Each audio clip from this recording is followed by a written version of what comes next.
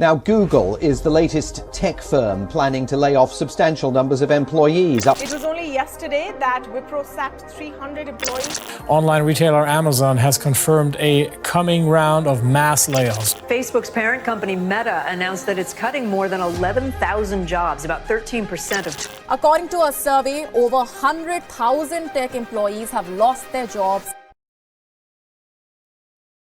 Hey everyone, welcome back to another video. आजकल आप किसी भी न्यूज़ चैनल पे जाओ, कोई सा भी न्यूज़पेपर उठा के देखो या इवन कोई सा भी सोशल मीडिया प्लेटफॉर्म चेकआउट करो तो वहां पे हम लोगों को सिर्फ एक ही न्यूज़ देखने को मिल रही है, मास ले ऑफ एंड सैकिंग। जितनी भी बड़ी बड़ी कंपनीज हैं वो अपने एम्प्लॉयज को फायर कर रही है। जो हमारे न्यूली पास आउट ग्रेजुएट्स हैं वो लोग जॉब्स के लिए अप्लाई तो कर रहे हैं लेकिन उनको इंटरव्यू के लिए कॉल बैक नहीं आ रही। यहाँ तक कि ऐसे भी न्यूज़ सामने आ रही है कि इस बार जो कंपनीज हैं वो ऑफ कैंपस हायरिंग नहीं करने वाली है, या कुछ कंपनीज अगर हायरिंग करेंगी भी तो वो बहुत कम हायरिंग करने वाली है as compare to previous years. Market बहुत ज्यादा स्लो है, हायरिंग फ्रीज हो रखी है और जो पुराने एम्प्लॉयज हैं उनको फायर किया जा रहा है। आखिर क्या रीजन है जिसकी वजह से इतनी बुरी सिचुएशन आ गई है? आज की वीडियो में हम इन्हीं चीजों पे बात करने वाले हैं। अगर हम अब तक के काउंट की बात करें कितने एम्प्लॉयज को फायर किया गया है, Accenture 10,000 plus, Amazon 10,000 plus, Cognizant 10,000 plus, Meta जो कि फेसबुक की पेरेंट कंपनी है 10,000 plus, Intel 20%, snap 20%, Netflix 4%, Twitter 50%, Microsoft 1000, Salesforce 1000। यहाँ तक कि जो हमारे इंडियन स्टार्टअप्स हैं वो भी इस रिसेशन के टाइम से बच नहीं पा रहे हैं। बायजूस ने फायर किए हैं 2500 एम्प्लॉइज, ओला ने फायर किए हैं 1200 और अनअकैडमी ने भी फायर किए हैं 1000 एम्प्लॉइज। हालांकि मैं आप लोगों को एक बात कंफर्म कर दूं कि ये जो नंबर्स मैंने आप लोगों को कोट किए हैं ये ग्लोबल नंबर है, सिर्फ इंडिया के नंबर नहीं है। तो इन कंपनीज ने ग्लोबली जितने लोगों को फायर किया है ये वो नंबर मैं आप लोगों के साथ शेयर कर रहा हूँ। इन सभी कंपनीज ने डिफरेंट रीजन देके अपने एम्प्लॉयज को फायर किया है। लाइक एक्सेंचर और कॉग्निजेंट ने अपने एम्प्लॉयज को फायर करते वक्त रीजन दिया है बैकग्राउंड चेक फेल होने का। अगर आप लोगों को नहीं पता बैकग्राउंड चेक में क्या क्या इन्फॉर्मेशन चेक की जाती है तो आप मेरी इस वाली वीडियो को चेकआउट कर सकते हैं।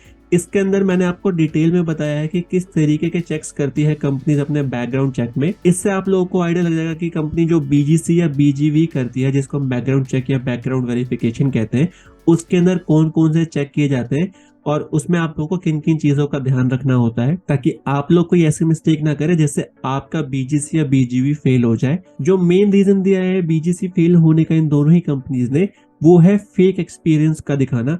बहुत सारे कैंडिडेट ऐसे हैं जिन लोगों ने फेक एक्सपीरियंस दिखाया था जिसकी वजह से उनका जब बीजीसी या बीजीवी हुआ तो वो फेल हो गया और उसकी वजह से उन लोगों को फायर कर दिया गया है। आई एम श्योर आप में से बहुत सारे लोगों के माइंड में क्वेश्चन भी आ रहा होगा, कंपनी जो हमारा बीजीसी करती है वो हमारा ज्वाइनिंग से पहले करती है या ज्वाइनिंग के बाद करती है? तो मोस्टली केसेस में क्या होता है, कंपनीज जो बीजीसी करती है वो आपकी ज्वाइनिंग के बाद करती है, ना कि आपकी ज्वाइनिंग से पहले। अब आप लोग सोच रहे होंगे कि ऐसा क्यों है, वो पहले क्यों नहीं कर लेती? बीजीसी आपका एक टाइम कंज्यूमिंग प्रोसेस है जिसमें बहुत ज्यादा कॉस्ट एंड एफर्ट्स इन्वॉल्व होते हैं।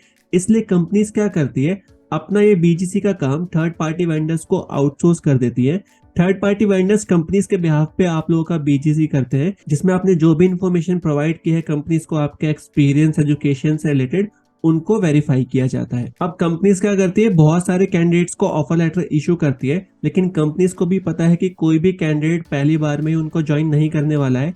आजकल सभी कैंडिडेट क्या करते हैं, मल्टीपल ऑफर्स के लिए जाते हैं और उसके बाद जो उनको सबसे बेस्ट अपॉर्चुनिटी मिल रही होती है उसमें से सिलेक्ट करके उस कंपनी को ज्वाइन करते हैं। तो आप ही सोचिए, अगर मान लीजिए आपको एक्सेंचर से भी ऑफर आया और टीसीएस से भी ऑफर आया और अगर दोनों कंपनीज ने अपने एंड पे बीजीसी स्टार्ट करवा दिया लेकिन आप एट द एंड किसी एक कंपनी को ही ज्वाइन करने वाले हैं, तो ऐसे में क्या होगा, कंपनी ने जो बीजीसी या बीजीवी पे अपना कॉस्ट इतना खर्च किया वो उनका वेस्ट हो जाएगा। तो इसको अवॉइड करने के लिए कंपनीज क्या करती है, एक बार जब कैंडिडेट ऑन बोर्ड हो जाता है उसके बाद जो बीजीसी का प्रोसेस है उसको स्टार्ट किया जाता है। और अगर आप लोगों ने जो भी इंफॉर्मेशन प्रोवाइड की है वो सारी चीजें एकदम ठीक है, आपके सारे डॉक्यूमेंट एकदम जेन्युइन है, तो आप लोगों को कोई भी इशू नहीं होने वाला।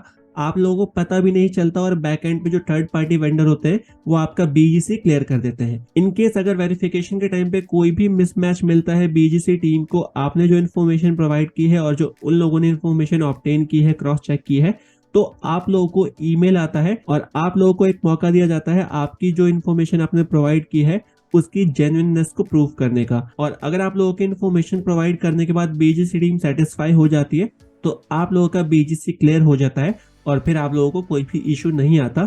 फेक एक्सपीरियंस तो लोग पहले भी दिखाते थे, मून लाइटिंग लोग पहले भी करते थे, लेकिन अब इतना ज्यादा मास ले ऑफ क्यों हो रहा है, एक बार हम लोग रीजन समझने की कोशिश करते हैं। 2019 से पहले जब कोविड नहीं आया था तो सारी कंपनी स्लोली ग्रो कर रही थी और सब कुछ एकदम नॉर्मल चल रहा था। 2019 में जब कोविड आया, जिसका इम्पैक्ट इंडिया में 2020 में देखने को मिला, जब लॉकडाउन लगे तो सारी चीजों को एकदम से ऑनलाइन शिफ्ट करना पड़ा। ऐसे में क्या हुआ, सारी कंपनीज में वर्कफोर्स की बहुत ज्यादा डिमांड आई तो बहुत सारे लोगों को हायर किया गया।